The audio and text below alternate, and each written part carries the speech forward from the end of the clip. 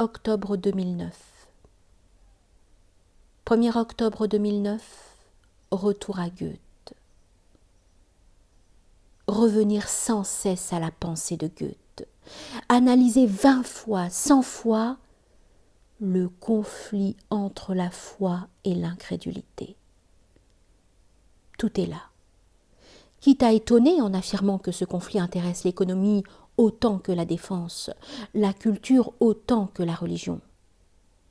2 mots, 2 simples mots, entre lesquels choisir, se choisir, comprendre ce monde, se comprendre, 2 mots qui nous renvoient à nous-mêmes, chacun dans le secret de son cœur. La foi, première citée par Goethe, elle est élan vers Dieu, ouverture de soi, brûlure et douceur. Comme il arrive dans la passion amoureuse, son substitut ou sa caricature. La foi et non la croyance. Ne pas confondre. Si la foi est appel, la croyance est réponse. Dans la nuit de l'âme, la foi est brasillement, étincelle, folie, quand la croyance se nourrit de lecture le soir dans le rond d'or de la lampe. La foi est amour, rien qu'amour, dans l'abandon et avec confiance. Si grande est la confiance que provoque cet amour, si grand cet abandon que rien ne leur peut être comparé. Ni le vin qui donne l'ivresse, ni la femme qui donne la volupté, mieux encore, s'il se peut, cet amour que je dis est si intense qu'il est d'avoir un frère en tout visage rencontré, portant à souffrir ce que souffre l'être croisé au détour du chemin, invitant au bonheur s'il se lit dans le regard d'un enfant ou d'une jeune fille.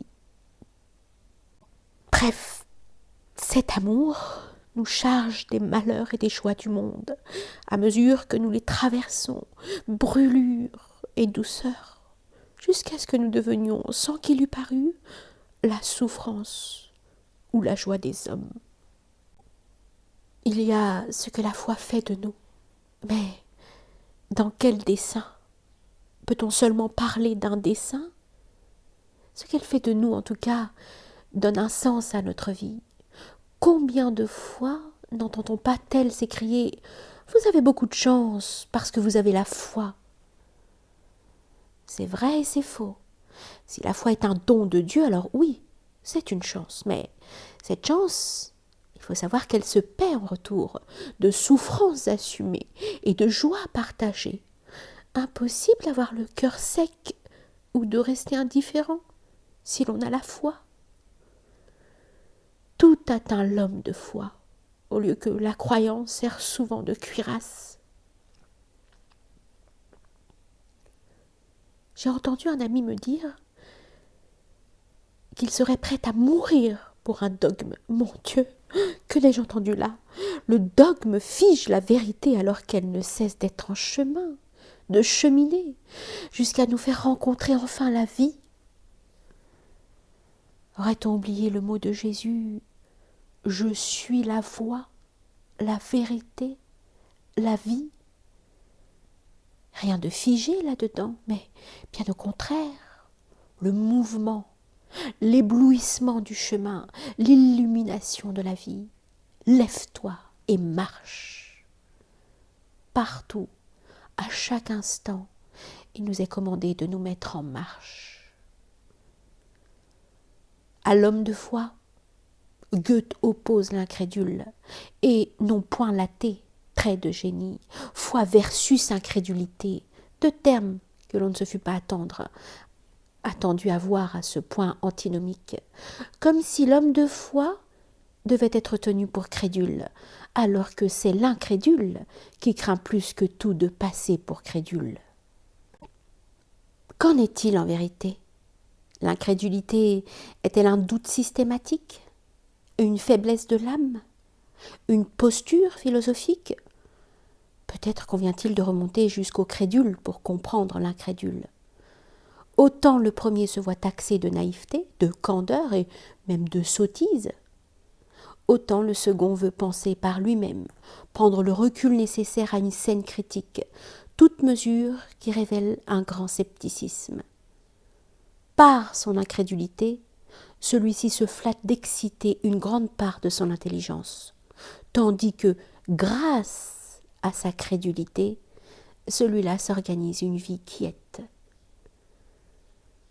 Homme de crédulité ou d'incrédulité, il est loisible d'en déduire qu'il s'agit avant tout chez l'un comme chez l'autre d'un comportement tout de ce monde en opposition avec l'homme de foi dont tous les actes sont conditionnés, sinon déterminés par un appel de feu auquel il ne peut que déférer. Et en effet, l'incrédulité consiste à mettre en doute non seulement la révélation monothéiste, qu'elle soit transmise par le judaïsme, par le christianisme ou par l'islam, mais encore les dogmes résultant de la tradition de l'une ou l'autre de ces trois religions. En se libérant ainsi de toute contrainte, l'incrédule se meut dans un espace intellectuel qui, par définition, est supposé n'avoir ni borne ni limite et dont le vide est si effrayant, semblable en cela aux espaces infinis dont parlait Pascal, qu'il ne peut être vécu et assumé qu'au moyen de systèmes ou philosophiques ou scientifiques.